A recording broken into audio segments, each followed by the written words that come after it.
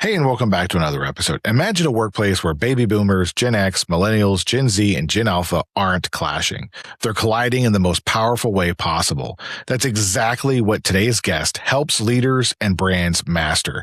He's a USA Today best-selling author, serial entrepreneur who started his first company as a teenager, and he's one of the world's leading generational futurists. Please welcome the man who turns generational friction into a competitive advantage, Ryan Vet. Ryan, welcome to the show. Thanks so much for having me, Tim. I'm glad we're able to make this happen. If you don't mind, take a little bit and tell us a little bit more about yourself. Yeah, my background, I like to go all the way back to the lemonade stand. It is really how I got my start. And in the suburbs of Chicago, making lemonade and selling anything I could, charging people to pet my guinea pigs and turtles. And that was kind of my journey. And that ultimately, as a teenager, actually kind of got me into the venture-backed startup world. I got curious about it and did that for the next 20 years or so throughout college and after college. And all the while, I had this interest, and other people saw that interest in me about what's going on with different generations? What's wrong with millennials was really the question I was getting asked at the time. And I was a millennial, a proud millennial, not at the time, a little bit embarrassed at the time. And I started to do research on it in the background of, my day jobs and working in some of these different startups and companies.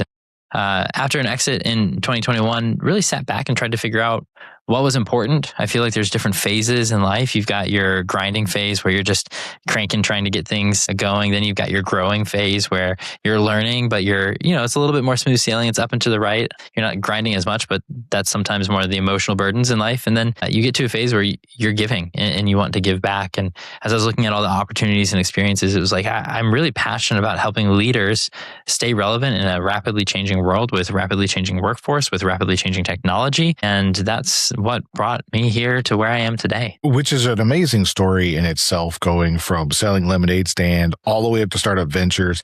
And I love the fact that you're focused on people, especially on the generational or in the intergenerational gaps that we have.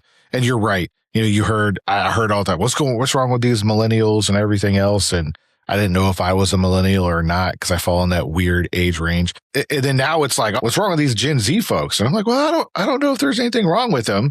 I think it's just us at a different phase in life, and we all have these different things. So from your experience and your background, what is the biggest generational gaps that you see?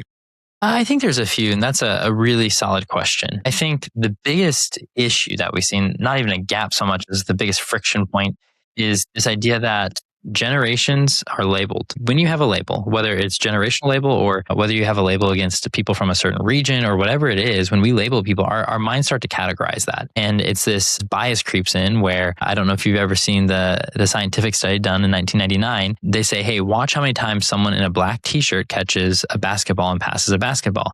And so everyone's counting, 1 pass, 2 pass, 3 pass. At the end, they asked how many people saw the gorilla. And there was only like 10% of the people, or I forget the exact statistic, but a very, very few number of people saw the gorilla because you're so focused on watching the people in the black shirts, not the white shirts, the black shirts catch or pass the ball. I have this video available on my YouTube if you want to do the test yourself. And it's so fascinating because we do the same thing with generations or with people as a whole. It's like, oh, those Gen Z, they're lazy, they're glued to their phone, they're antisocial, they have the Gen Z stare, they say weird things all the time, they have their own vernacular.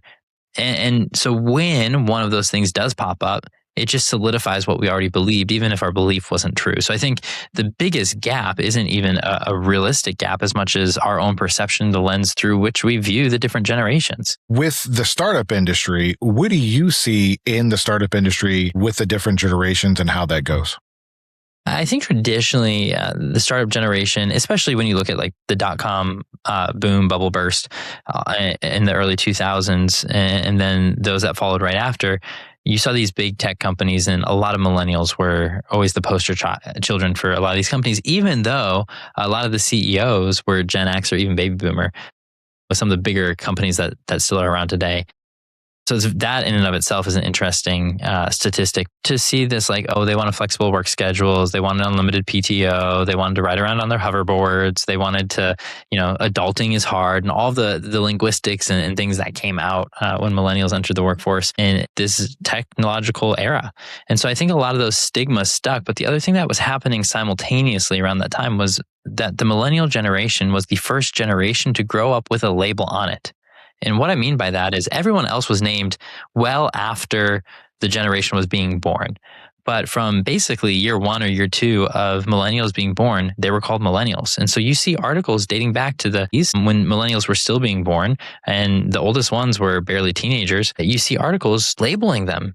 But you can't label someone that's 2 years old, not effectively or efficiently. And so I think we got really sidetracked with these labels because it was convenient. And that convenience caused all sorts of friction in the conversations and in the workplace, and how we treated millennials instead of just how do you treat our new team members. Great point, because I do remember growing up, never ever really hearing about generations and generational gaps, or what's going on with just this generation versus that generation. The only generation you really heard about was like the greatest generations, like World War II. Those veterans and those fighters who went in. Other than that, everyone was just people.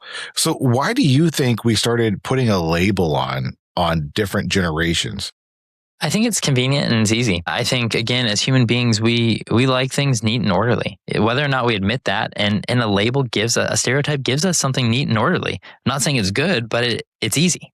And so it's easy for our mind to just kind of rest there. And it's easy to explain away or dismiss cultural trends, which have always happened and will always happen with the changing world. Dismiss them by saying, oh, kids these days. But instead of, oh, kids these days, it's, oh, millennials, oh, Gen Z, oh, Gen Alpha, oh, Gen Beta.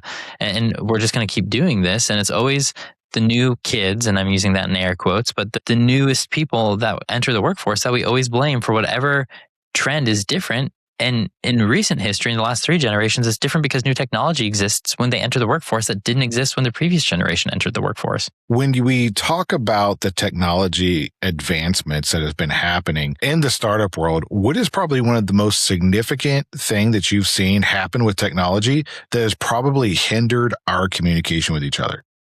I think it's the idea that technology itself helps communication. And I think it's really interesting. If you look at really any advancement, and I'll go back to the 1950s and 1960s advertisements, and you can pull them up that were in magazines or in newspapers for the dishwasher and the washing machine. If you look up these innovations at the time, it was always a mother in a dress and an apron.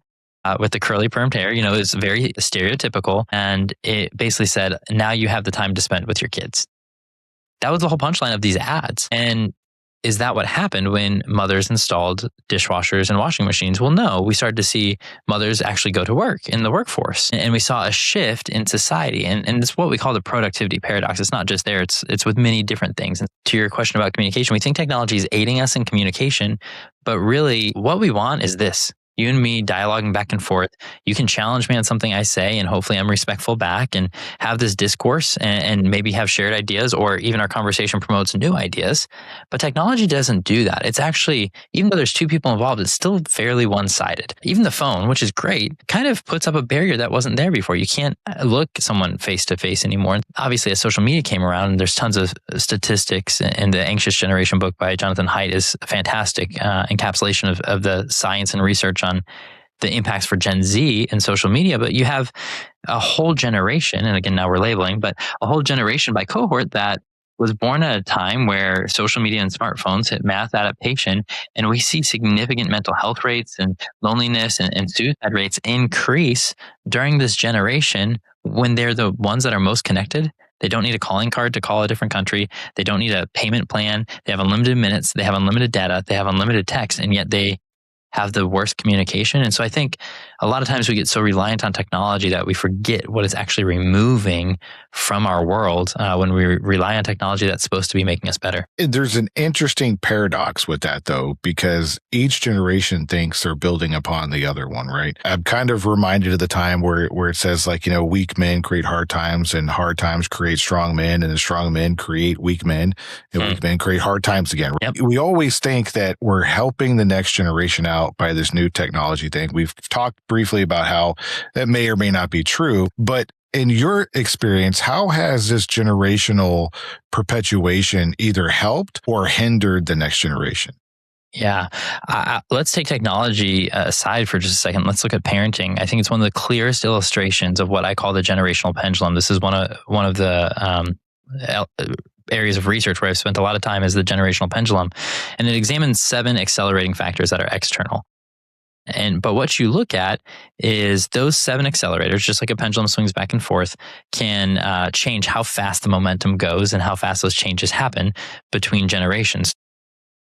When you look at it, let's start with the silent generation. So the silent generation are almost all kids of the Great Depression. Whether they lived through it or their parents lived through it, they all were the Great Depression. So they wanted stability. You see them working a lot of Main Street jobs. They're working long hours. In many cases, both the husband and the wife worked, interestingly, because of the world wars, again, depending on exactly where they were born. So you have this interesting generation here, and they were very authoritarian, extremely religious in the United States, and very disciplined. They had certain ways of doing everything. The kids did not ever speak out of line. They did exactly what they were told. They were always nice and orderly in public. Well, then you have the baby boomers. The baby boomers were the kids of silent generation for the most part, and generalizing here for the sake of brevity. But the baby boomers didn't like that strict lifestyle. The baby boomers didn't like the rigidity of a lot of what they experienced with their parents, and they didn't like the frugality of their parents. They would share their Christmas gifts or their birthday gifts with 4 siblings. And the boomers wanted something different. So when the boomers had the opportunity to go to college, they were more exploratory with relationships, premarital relationships for the first time, ended up higher in divorce, which you almost never saw before. But also when they're working, they were the first generation to have 2 household incomes, because they wanted to provide for their kids, and provision was no longer coming home and having dinner around the family table. It was making sure your kids had the money, the latest brands, that they would be able to go to college, that you had the 2.2 kids with the golden retriever and the white picket fence. Well, that bore the latchkey kid generation, Gen X.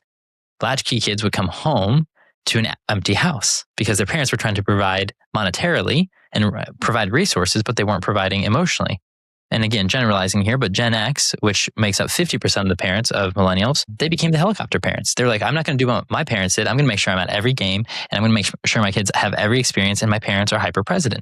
So this is the generational pendulum. We could keep going way more in depth, but I think even removing technology from it and just think about how you were raised and your parents and where they fell and where you fell and what you're doing for your kids. There's 4 phases of the pendulum. First, you experience it. It's what a teenager does, right? They experience something their parent says, go clean your room. Then they're going to challenge it because that's what teenagers do. They're going to always push back. Finally, they're going to overcorrect. So that means shove it all in their closet, sweep it all under their bed, or just throw it out the window in a fit of rage.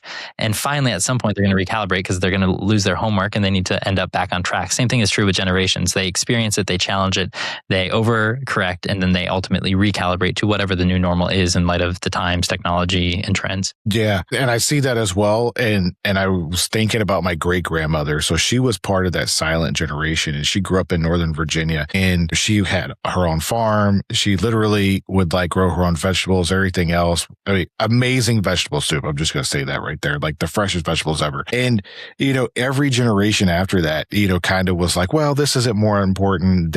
These things we can give up. And I'm looking at the future, and I'm wondering what our generation, with the helicopterism, what are the side effects of that you're seeing?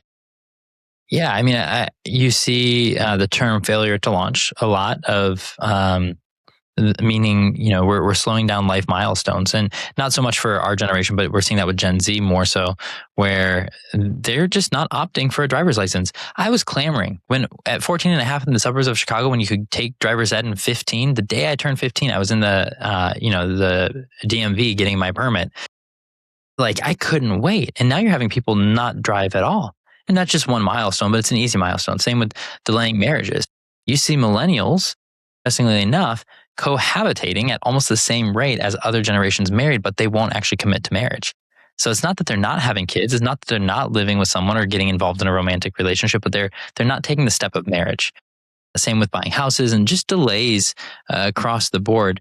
And part of that's, people are calling that failure to launch, but we're seeing that swing. And now the good thing is millennial parents are starting to be parents of Gen Alpha and Gen Beta kids, as well as some of the Gen Z. Gen Z is actually in some respects, it's a big divide. So we don't have enough time to go into it, but some Gen Z is actually speeding things up and almost resembling like silent generation principles with extreme conservatism, getting married young and early, having kids right away. Whereas the other ones are like putting it out and saying they're never going to have kids. They don't want to populate this earth. So a great polarity, but you're also seeing that fracture happen with Gen Z right now. And so the swing might be one of the first times we see kind of a split. And that might be part of the recalibration is two really different paths. And at some point there has to be a middle ground. And I think we'll see that as Gen Alpha and Gen Beta come of age.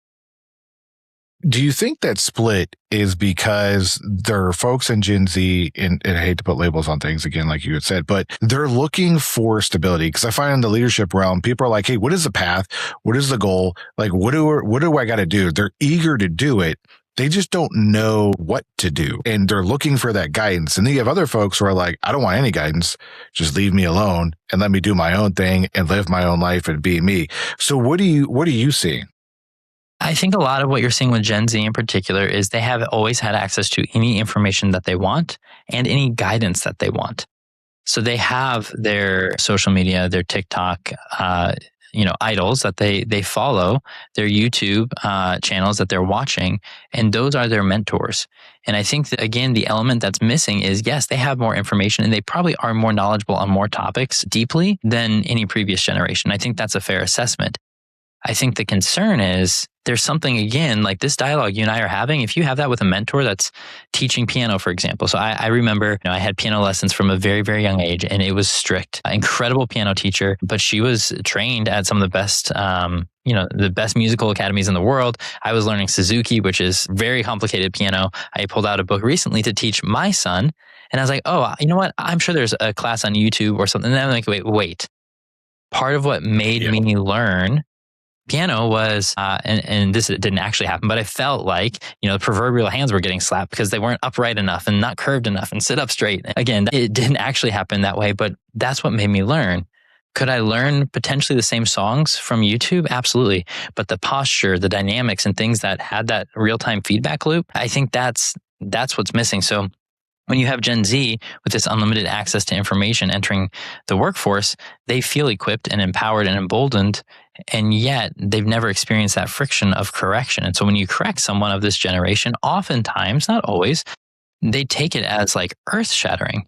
Because the correction I was getting at 5 years old, sitting on a piano bench, not sitting straight enough, is correction they never got for many, many reasons. But it creates a really interesting culture inside a generation. You brought up some things that really made me think, and I was like, you know what? That's a great point.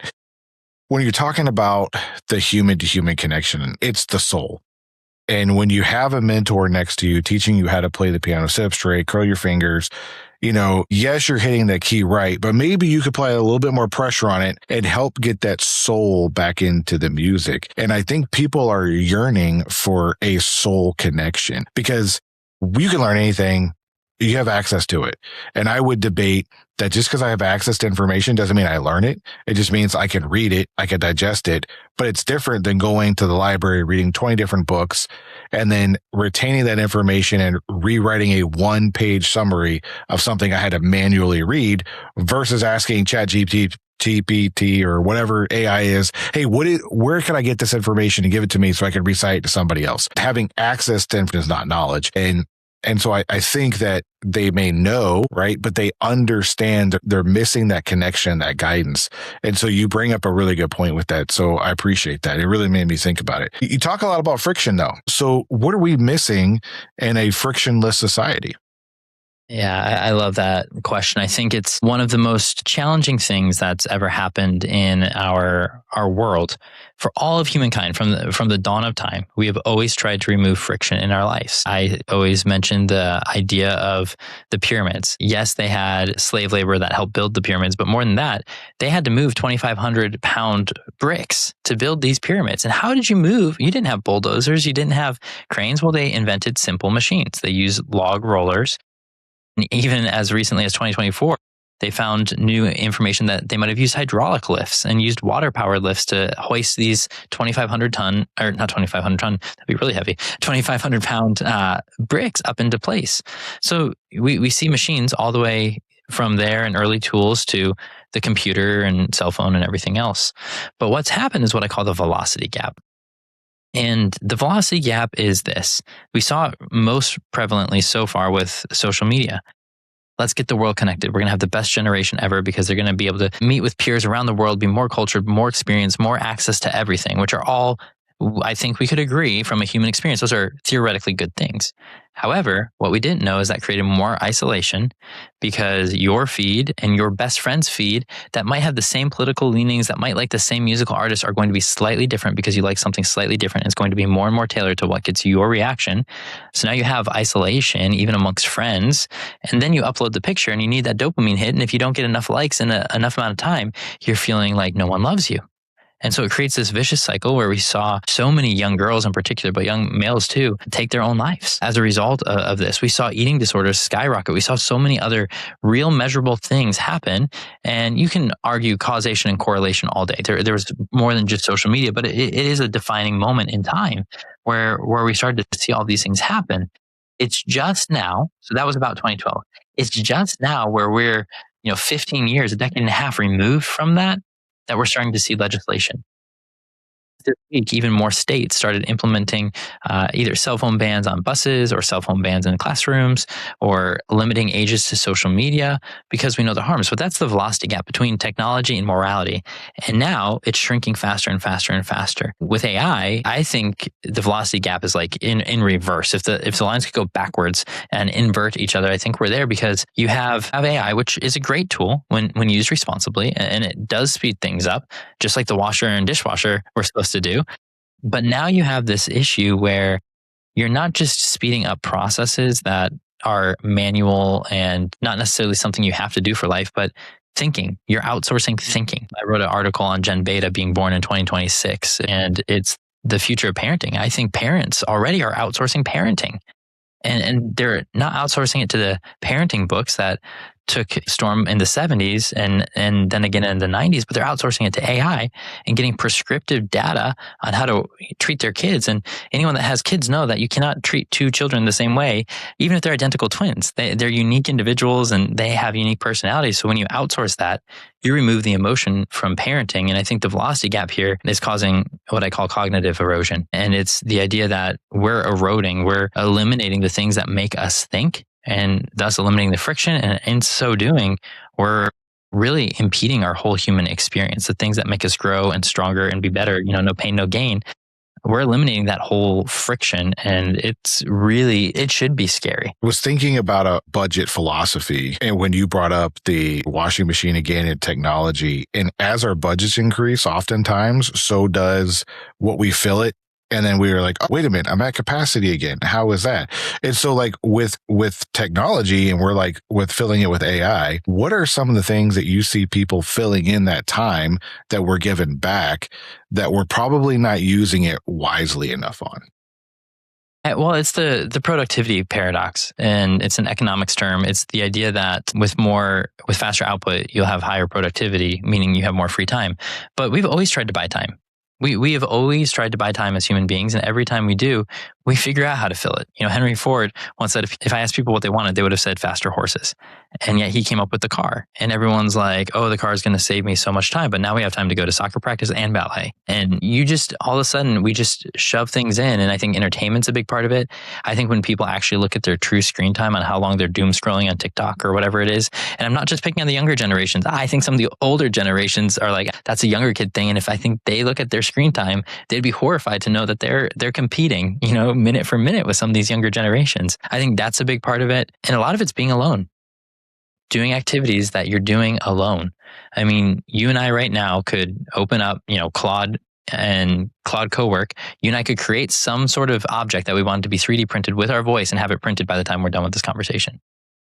That power is frightening. Now, someone that's, Gen Alpha 13 turns 13 this year. I mean, they could be doing that as a 13-year-old. And I think it's we need to slow down and think about the implications of these. Yes, these are good tools. Yes, they can be used for good, but also a lot of scary things are happening out there, and we're not stopping and slowing down. We're just going faster and faster and faster. Yeah. And developmentally, we haven't changed as human beings. Like there are certain mile markers and milestones that happen along the way.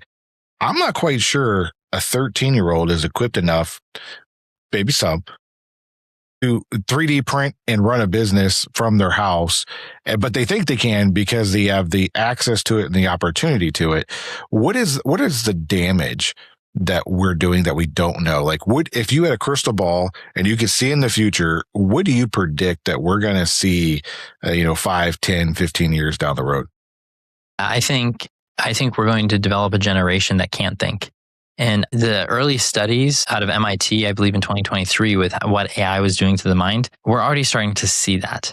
We're starting to see just tasks that, again, are required for us to process and just operate as human beings. We're outsourcing because it's easier, it's faster, it's more efficient. We can create more content. We can have better marketing materials.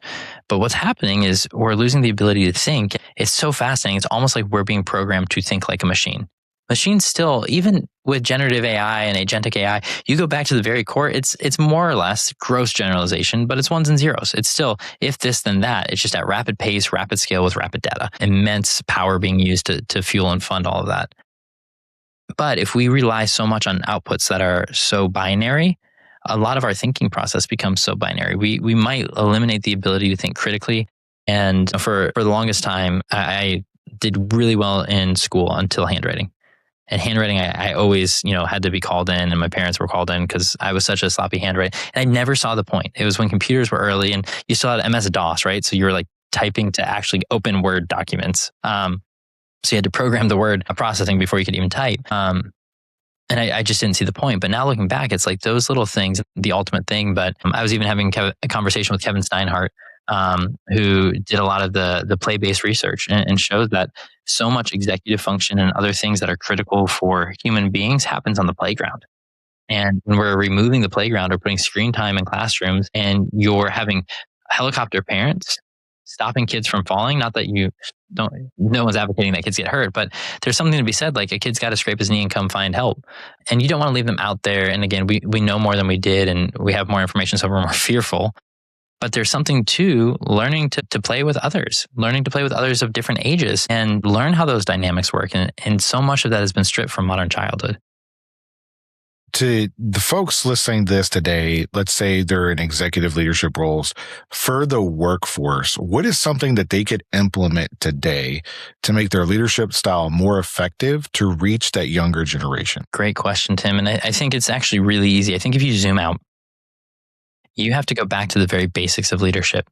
We had so many leadership books for a while, and then it turned to like management strategies. And I would say go back to some of those leadership principles. Why is it that you are in the role that you're in? Why is it that your company exists? Really plain and simple. Because whatever your why is often why A, your employees want to come, but often B, why whoever buys it, whether it's customers or businesses, why they're buying from you. And so many companies are getting sidetracked by the shiny squirrel syndrome. And I have that terribly. Like, yes, I did buy the 3D printer. Yes, despite all I talk about, I wear a smart watch and I subscribe to every AI tool because I am curious. But at the same time, it's like at the end of the day, what is my mission? What is my purpose? Where are we headed? And help bring your team back to that core idea. Jeff Bezos once asked a profound question. He was on a panel and he's like, I'm so sick and tired. The question was asked to him was, what do you see in the next 5 years or something like that? And he's like, I'm so sick and tired of people asking that question. Instead, you have to ask what's not going to change. And I know people are going to want faster delivery and cheaper prices and convenience. That's what my motto has been from the beginning and will be forever. And nothing is going to change that. And I think as leaders, this is our opportunity to go back and not say ignore technology because it's here. And if you ignore it, you're going to get blockbustered. If that's a verb, you're going to get blockbustered. But instead, what are those things? What are those human elements that are never going to change? And how does everything we do, whether implementing technology or not, align with that? So as we move forward, a leader's job is to still motivate and gain followers on their mission. And that mission needs to be consistent regardless of what's going on in the world. And then force your team to do tasks the hard way and critically think. And I think there's going to be a lot of pushback on that, especially with how easy things can be done. But I think that the companies that win aren't the ones who neglect technology, but who also adapt technology while simultaneously forcing critical thinking in the process. Points that I was thinking about hospitals, right? The hospitals should still do downtime in different locations. So there's this theory that you pick a day a month and you say, all technology doesn't work, go back to pen and paper. How do we still operate, the hospital? And in the military, we do the same thing, right? Let's say all technology goes down. We're in the middle of nowhere. How can we still communicate and still push the ball forward and achieve the objective? And I agree with you. We still need to push people to, hey, maybe today we say, you know what? No technology day today. How do we communicate with each other? Maybe you get up and you walk around the cubicle and talk to your buddy next door and say, hey, bud, my name's Tim and nice to meet you. I know I usually call you, but I have a question today. I think that would go a long way. So I really appreciate your insights on that. For the younger folks listening to this, I would like you to flip that question. What do you say to the younger folks? Yeah, I think be aware of the technologies that are going on for sure, but also find those things. And it might be as simple as asking your parents, what did you have to do when, X, Y, and Z? Whether that was as simple as telling analog time. I love this. And so if you ever hear me talk and you're a millennial and I do a generational talk, I'll pull someone from each generation from the audience. And I say, I'm going to put objects from each generation on, and someone from a different generation has to ask it or answer it rather. And so the first thing I always put up is a clock, an analog clock. And there's no numbers on it intentionally, but the lines are there. So anyone that knows how to tell an analog clock can do it. So I ask the millennial or Gen Z, I say, what is that? They're like, oh, that's easy. It's a clock. I say, good job. Everyone applaud. What time is it? And they just every single time completely go white, because most of them, especially if they're younger millennial or older Gen Z, have no idea how to tell analog time. I use that as an example, but I say there's so many things in our life that we can add little areas of friction that aren't that hard, and just go analog. Just use our minds. Don't ever use a calculator to do a tip at a restaurant. Even hitting the 20% button has removed friction in our lives. We're not even calculating what 20% is on that. And little things like that every single day. What are those simple processes that I'm not saying get out the washboard and go down to the river, but what are those things that you can use your mind for, or handwrite, journal? That's good for so many reasons. But what are those things that you can do every day? And how can you be a critical thinker? And then again, for the younger people, go sit down and have conversations. Have conversations not just with your peers, but go look an adult in the eyes and have a real conversation with them and ask them questions. Ask some of the questions I always like to ask, hey, when you were in high school, what was the song that everyone was singing? And someone will be happy to tell you, and you'll be like, I didn't even know that band existed, Or what would you do after school when you were a sophomore in high school? And you ask a Gen Xer, they were going to the arcade. And you ask a Boomer, they were riding around their neighborhood. And you ask a Millennial, they were probably on their computer or watching TV, depending again where they were born in the cycle. So you start asking questions about that, clothing styles, just you can ask questions about the stereotypes. It's not going to make you stereotype. And all of a sudden you start to see wow, Jurassic Park was the most revolutionary. Jaws was impressive. There wasn't even CGI in it. It was a big animatron, and these things just start to help you realize we're all humans. We all are amazed at new technology and new movies and new music and new ways of doing things. And it allows us to go and just have a more holistic conversation with people. Well, last question is there anything that I didn't ask you or we didn't talk about that you're like, you know what? I really wish you would have asked me this question, or we wish we would have talked about this one thing. Yeah, I think to labels, we've talked a lot around labels. I would love to just have one closing thought on labels is I always use this idea of a generational prism. A prism, you shine light through it and it refracts light. And I say the generational prism, the one side is age, the other side is moment, and then the refraction is the label. So often we start with the label Gen Z or lazy or whatever it is. But when you look at the age and you look at the moment, it helps us ask better questions. So a quick example is everyone says millennials were job hoppers and Gen Z are job hoppers. But if you look at the age, let's take every generation at age 25 in whatever era they're in.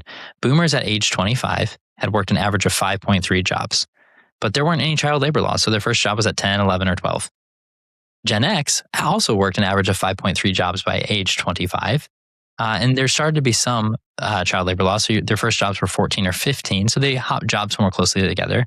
Millennials' average first job was at about age 20 because of college. And they still hopped 5.6 jobs. So yes, in a shorter period of time, they hopped more jobs. But when you zoom out and you look at age 30 for all three of those generational cohorts, it almost flatlines. And so there's just certain things that you have to ask, say, hey, when I was that age and in that moment in history, does this label still stick? And if not, it helps leaders to really process when I was 22 and in my first job, which might have been 12, when I was in my first job in that moment in history, these were the things I was experiencing. And it might help you be able to see the generation a little bit more clearly. Thank you for stopping by. And Ryan, I really appreciate you being here and being on the show. Thank you, Tim.